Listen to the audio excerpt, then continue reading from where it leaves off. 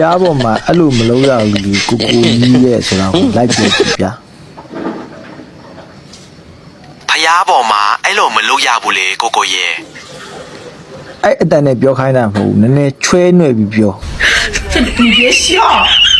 အော်ဖျားပေါ်မှာအဲ့လိုမလုပ်ရဘူးလေကိုကိုရဲ့ အဲ့အတန်မရသေးဘူးအဲ့တဲ့နည်းနည်းချွဲဦး ဖျားပေါ်မှာအဲ့လိုမလုပ်ရဘူးလေဆိုပိုပြီးချွဲအောင်ပြောချင်တာပေါ့နော်အဆင်ပြေရလား မပြေဘူးအဲ့တဲ့ချွဲဦး ဖျားပေါ်မှာအဲ့လိုမလုပ်ရဘူးနော်ကိုကိုရဲ့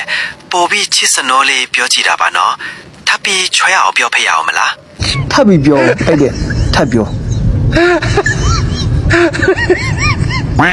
ဘာနော်ဖျားပေါ်မှာအဲ့လိုမလုပ်ရဘူးလို့ပြောတာကိုစိတ်မဆိုးပါနဲ့နော်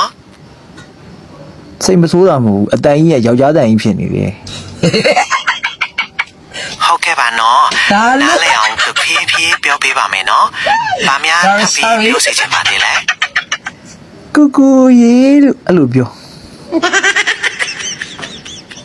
ကိုကိုရဲ့လို့အဲ့လိုမျိုးပြောတာကိုကြိုက်တာလားဟင် ဟုတ်တယ်